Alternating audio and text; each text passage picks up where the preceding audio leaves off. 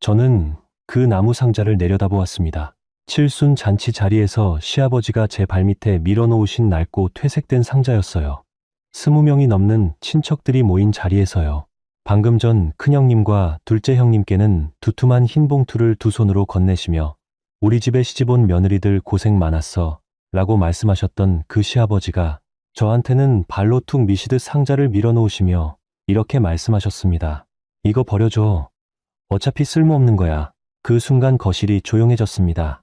누군가는 기침을 했고 누군가는 슬그머니 고개를 돌렸어요. 큰아주버님은 천장을 바라보며 입꼬리를 올리셨고 큰형님과 둘째 형님은 자기들이 받은 봉투를 가방에 집어넣으며 못 본 척 하셨습니다. 저는 무릎을 굽혀 상자를 집어들었습니다. 손이 떨렸어요. 3년이었습니다. 3년 동안 위암 수술 후에도 초기 치매 판정을 받으신 뒤에도 새벽 4시에 병원 응급실로 달려가던 그 밤들에도 제가 받은 건 이게 전부였어요. 쓸모없는 상자 하나. 그날 그 상자 안에 무엇이 들어있었는지, 시아버지가 3년 동안 진짜로 무엇을 보고 계셨는지 저는 그때까지 전혀 몰랐습니다. 저는 이미연이라고 합니다. 경기도 수원에서 작은 회사의 격리로 일하고 있는 37살 워킹맘이에요. 남편 기현과 결혼한 지 8년째고 딸아이가 하나 있습니다. 3년 전까지는 그냥 평범한 막내 며느리였어요. 그런데 시아버지가 위암 3기 판정을 받으시면서 제 인생이 완전히 바뀌었습니다. 2021년 봄이었습니다. 시아버지가 정기검진에서 이상 소견이 나왔다는 연락을 받은 날, 남편이 퇴근 후 거실 소파에 멍하니 앉아 있었어요. 여보, 아버지 위암이래. 3기야. 저는 말이 막혔습니다. 격리를 하면서도 주변에 암 환자 가족을 여럿 봤던 터라 앞으로 얼마나 긴 길이 기다리고 있는지 어렴풋이 알 수 있었어요. 아주버님들은 뭐라고 하셔? 큰형은 지금 대전 아파트 분양건 마무리 중이라 바쁘대. 둘째 형도 프랜차이즈 가맹점 계약이 3건이나 겹쳤다고. 그 말을 듣는 순간 불길한 예감이 스쳐갔습니다. 며칠 후 본가에서 가족회의가 열렸어요. 성남에 있는 구축 빌라였는데 시아버지 혼자 사시던 오래된 집이었습니다. 거실에 들어서니 큰아주버님 내외와 둘째 아주버님 내외가 먼저 앉아 계셨어요. 미연 씨, 왔어요? 큰 형님이 가볍게 고개를 끄덕이셨습니다. 반갑다는 인사가 아니라 출석을 확인하는 것 같은 눈빛이었어요. 시아버지는 안방에 계셨습니다.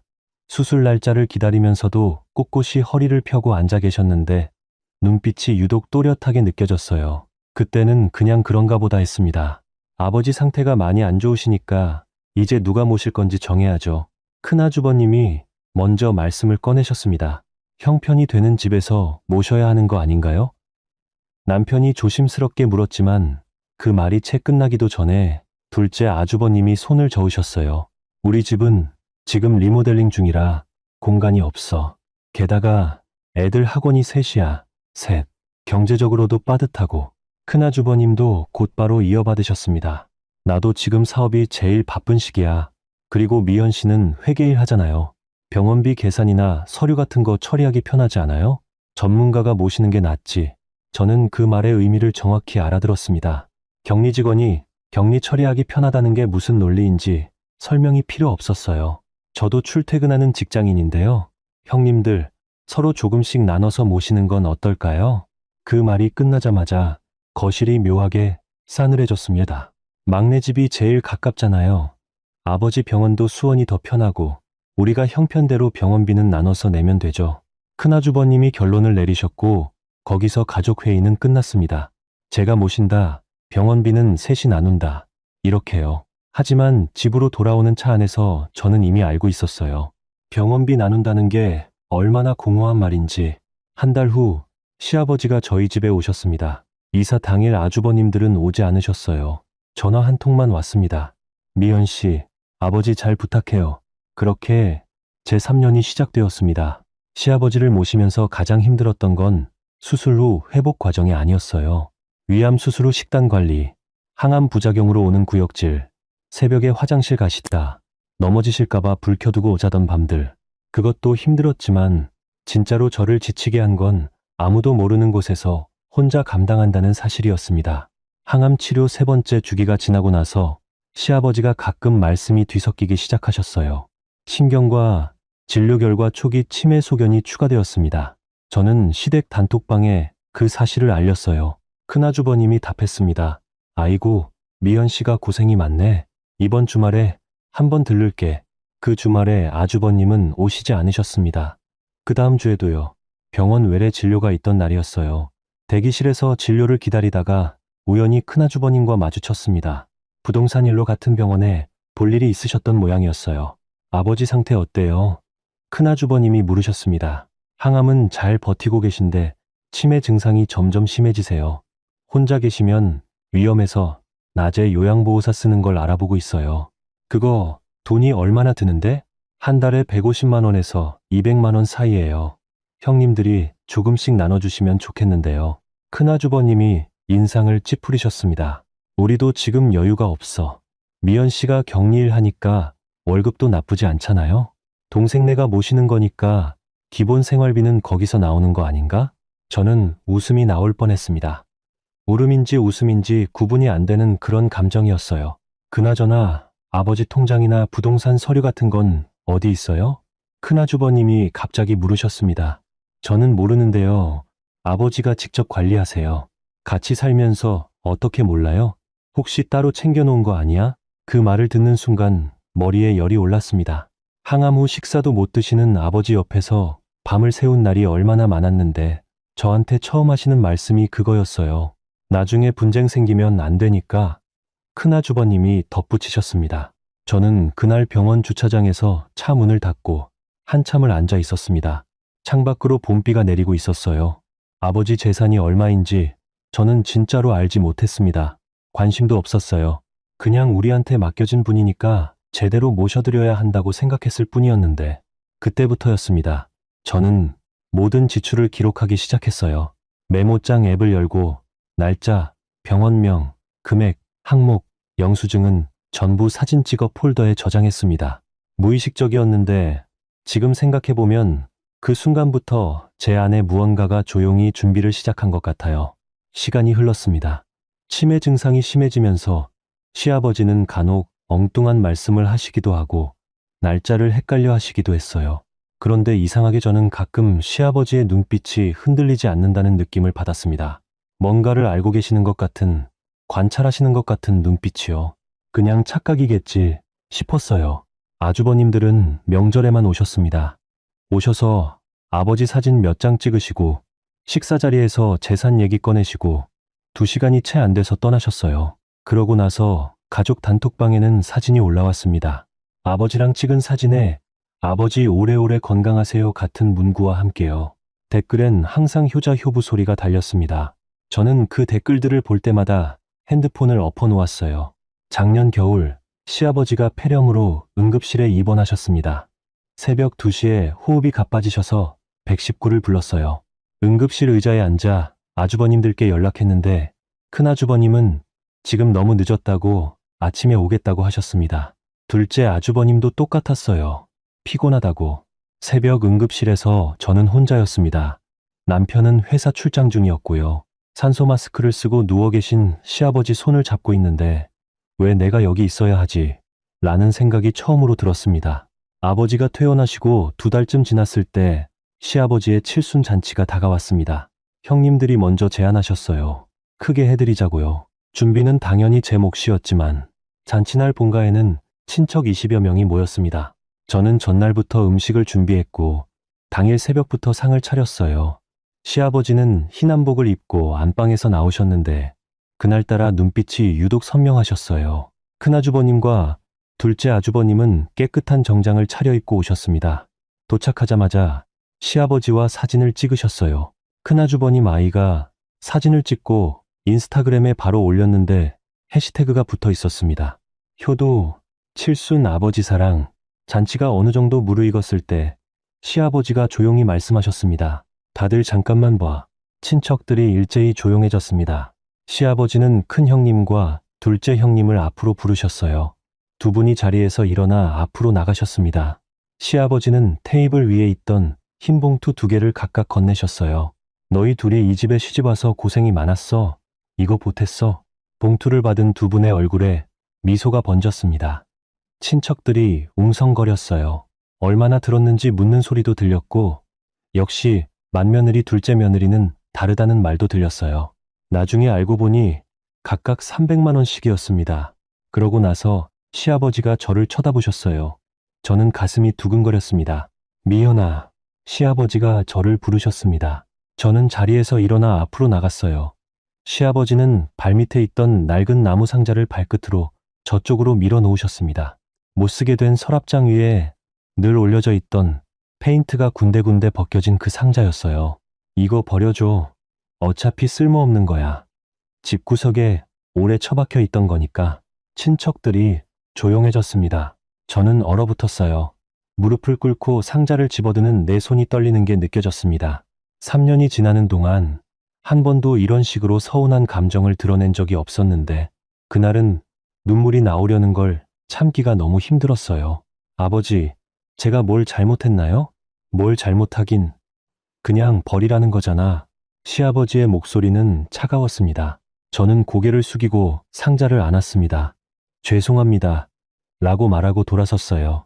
친척 중 누군가가 뒤에서 소근거리는 소리가 들렸습니다. 막내 며느리가 뭔가 서운하게 해드렸나 봐. 그래서 저러시는 거 아닐까. 귀가 뜨거워졌습니다. 현관을 나와 바깥에 서서 저는 한참 눈을 감았어요. 12월이라 바람이 차가웠고 그 차가움이 오히려 다행이었습니다. 뜨겁게 올라오는 눈물을 눌러줬으니까요.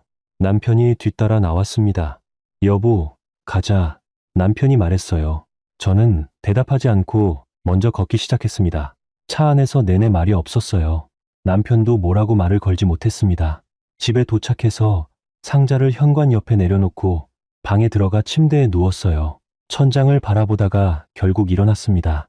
어차피 버려야 한다면 안에 뭐가 들었는지 확인은 해야겠다 싶어서요. 상자 덮개를 열었을 때 저는 잠시 멍했습니다. 음식이 아니었어요. 서류들이 가득 들어 있었습니다. 손이 떨렸습니다. 하나씩 꺼내봤어요. 첫 번째는 등기 권리증이었습니다. 성남 분당구에 있는 아파트였어요. 시아버지 명의로 된 32평 아파트 2채. 두 번째는 수원 근처 소규모 상가 건물 일부 지분 증서 30%라고 적혀 있었습니다. 세 번째는 통장 4개, 각각 들여다보니 잔액이 4천만 원에서 6천만 원 사이였어요. 그리고 마지막으로 편지가 한 장 있었습니다. 시아버지의 필체였어요. 겹쳐진 획들이 가끔 흔들렸지만 내용은 또렷했습니다. 미연아, 3년 동안 정말 고생했다. 나 치매가 점점 심해진다고들 하지만 사실 좋은 날이 꽤 있었어. 그 좋은 날마다 나는 네가 어떻게 하는지 보고 있었단다. 새벽에 화장실 불 켜두는 것도 항암 끝나고 입맛 없다고 했더니 다음날 아침 내가 어릴 때 먹던 시래기국 끓여놓은 것도 큰아들이 재산 물어볼 때 저는 몰라요라고 딱 잘라 말하던 것도 다 봤어. 큰 며느리, 둘째 며느리는 명절에 사진 찍으러 왔어. 병원에 오면 첫 마디가 병원비 얼마 드느냐는 거였고 네가 3년 동안 낸 돈 나 다 알고 있어. 오늘 상자를 발로 밀어버리라고 한 건 마지막으로 확인하고 싶어서였어. 그 자리에서 억울해서라도 소리를 질러줬으면 어쩌나 걱정했는데 넌 그냥 집어들고 나갔더구나. 이 안에 든 거 다 네 거야. 형들한테 눈치 보지 마. 자격이 없는 사람들이야. 고맙고 미안하다. 아버지가. 저는 편지를 가슴에 안았습니다. 눈물이 멈추지 않았어요. 어떤 눈물인지 설명하기가 어려웠습니다. 억울함인지 감사함인지 3년치 피로가 한꺼번에 녹아 나오는 것인지 남편을 불렀어요. 서류와 편지를 보여줬습니다. 남편은 읽다가 얼굴이 하얘졌어요. 이게 진짜야? 응. 아버지가 다 알고 계셨던 거야? 그런가 봐. 남편이 편지를 내려놓고 저를 안았습니다. 미안해. 라고 했어요. 내가 더 잘했어야 했는데 라고도 했습니다. 저는 남편의 어깨에 얼굴을 묻고 아무 말도 하지 않았습니다. 다음 날 아침 저는 법무사 사무실에 연락을 넣었어요. 월요일 첫 예약을 잡았고 남편과 함께 찾아갔습니다. 이미현님, 기다리고 있었어요. 법무사 선생님이 자리에서 일어나며 말씀하셨습니다. 아버지가 먼저 연락을 주셨나요? 6개월 전에 직접 오셨어요. 정신이 또렷하신 날을 골라서요. 그때 모든 서류를 준비하셨습니다. 6개월 전이요. 저는 숨을 들이켰습니다. 그때는 항암 4차가 끝나고 잠깐 상태가 좋아지셨던 시기였어요. 치매약이 맞아서 인지 기능이 회복되는 좋은 기간이 있었다고 의사 선생님이 말씀하셨던 기억이 났습니다. 정확히 이렇게 말씀하셨어요. 내 재산은 전부 막내 며느리 이미연한테 넘긴다. 다른 사람들 앞에서는 절대 먼저 알려주지 말라고. 법무사 선생님이 두툼한 파일을 꺼내셨습니다. 의사 능력 판정서, 공증이 완료된 증여계약서, 시아버지 자필 서명이 들어간 유언 보충 서류까지, 그리고 이것도 아버님이 남기셨어요. USB 하나였습니다. 집에 돌아와 노트북에 꽂았어요. 영상이 시작됐습니다. 화면 속에서 시아버지가 앉아 계셨습니다. 법무사 사무실, 작은 방인 것 같았어요.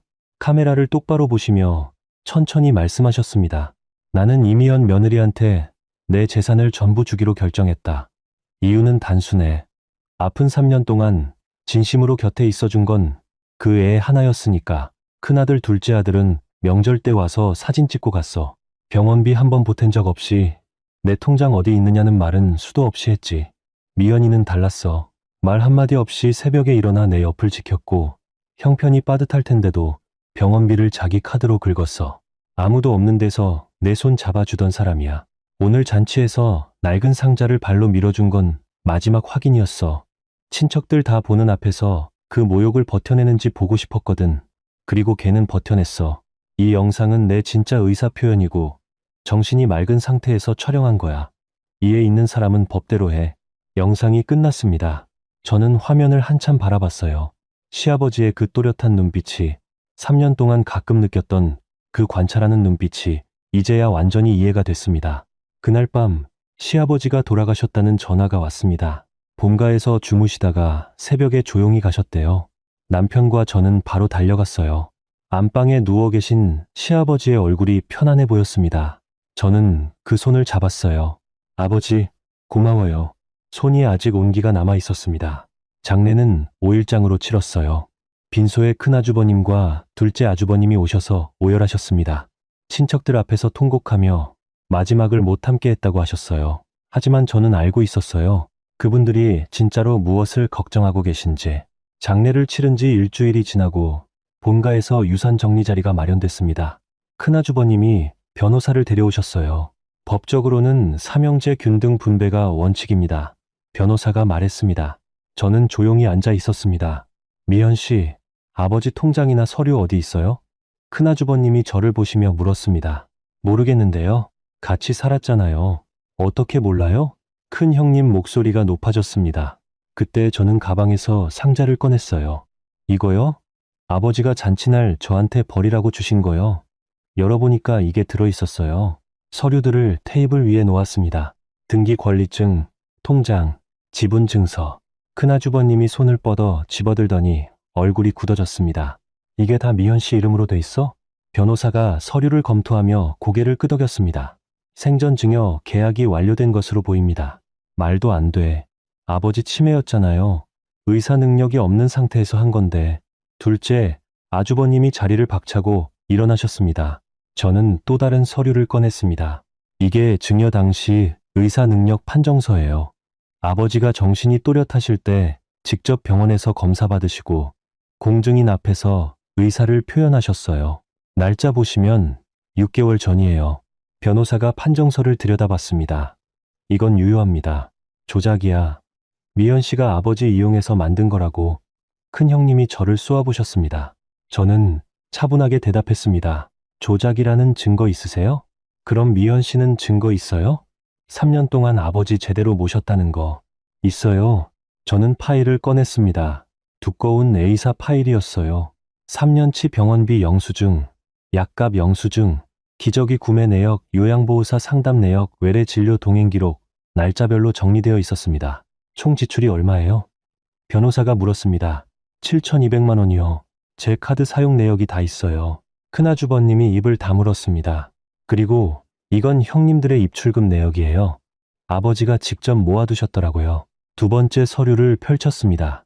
큰아주버님이 3년 동안 시아버지 명의 계좌에서 받아가신 금액이 적혀 있었어요. 생활비, 사업 자금, 급전. 큰아주버님이 900만 원, 둘째 아주버님이 400만 원.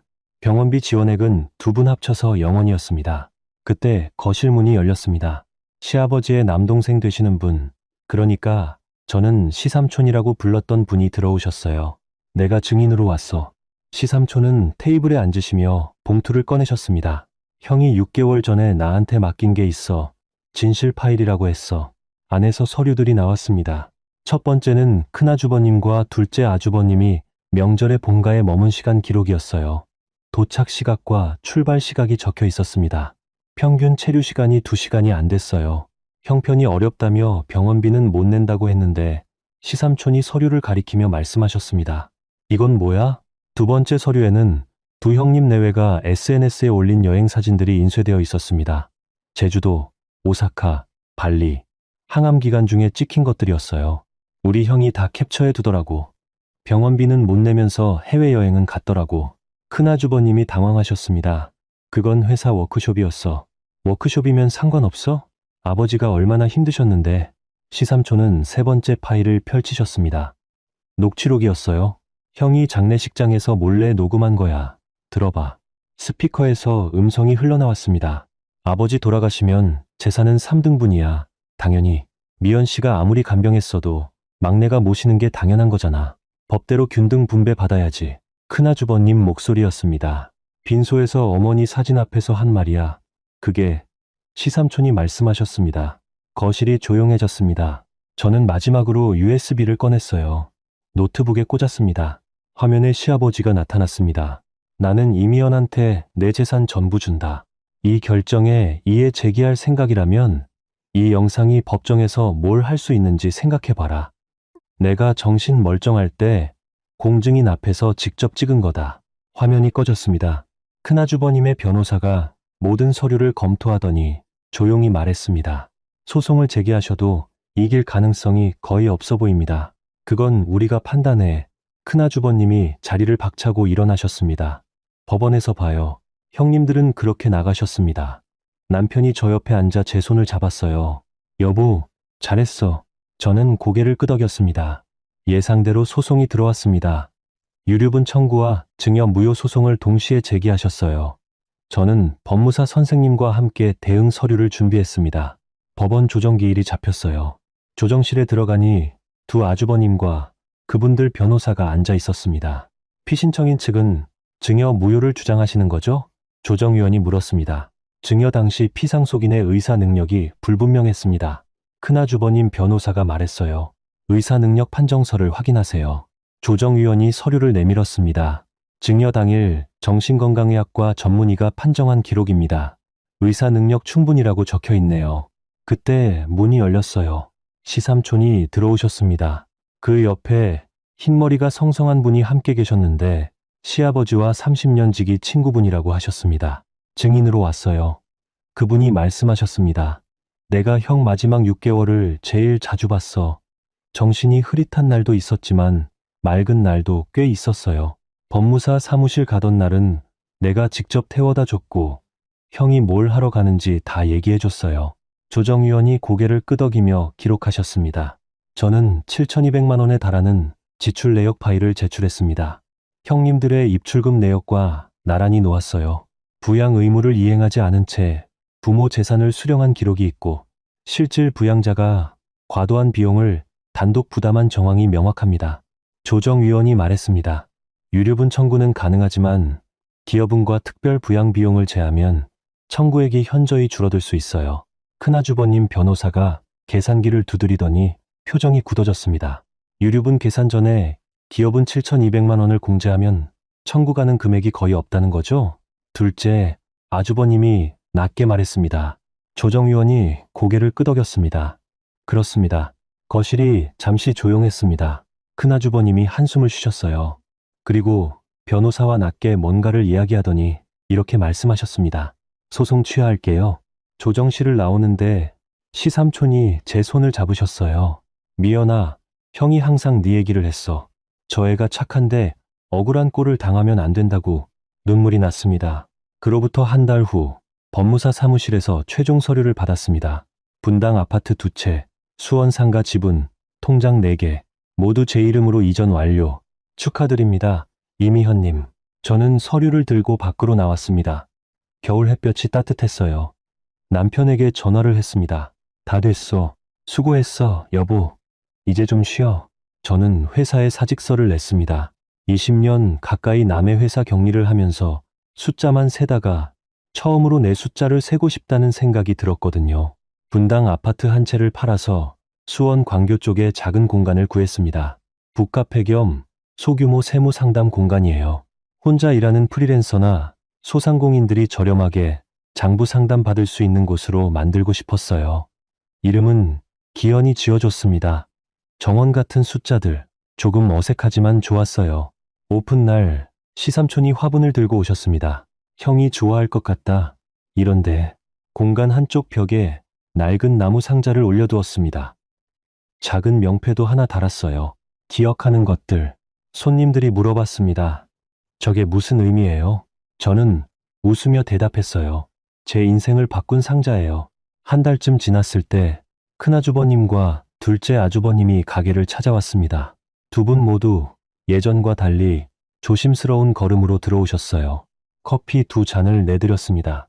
미연 씨, 우리가 잘못했어. 그 말이 먼저 나왔습니다. 아버지한테도, 너한테도. 큰아주버님이 고개를 숙이셨습니다. 3년 동안 아버지 곁에 있어줘서 고마워요. 우리가 못한 걸 해줬고. 저는 커피 잔을 한번 내려다봤다가 말했습니다. 아버지 산소에 한번 다녀오세요. 거기서 하실 말씀이 더 많으실 것 같아요. 두 분은 오래 있지 않으셨습니다.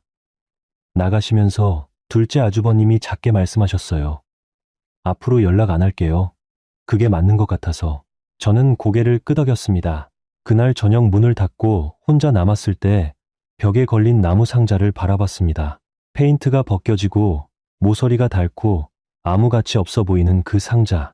시아버지가 마지막으로 가르쳐 주신 게 뭔지 이제는 알 것 같습니다. 진심은 숫자로 증명되지 않아요. 하지만 진심을 지키려면 기록이 필요해요. 억울하지 않으려면 준비가 필요하고요. 착한 사람이 끝까지 이기는 세상이 오려면 착한 사람 스스로가 자기 선함의 증거를 남겨두어야 합니다. 창밖으로 눈이 내리기 시작했습니다. 저는 남편에게 문자를 보냈어요.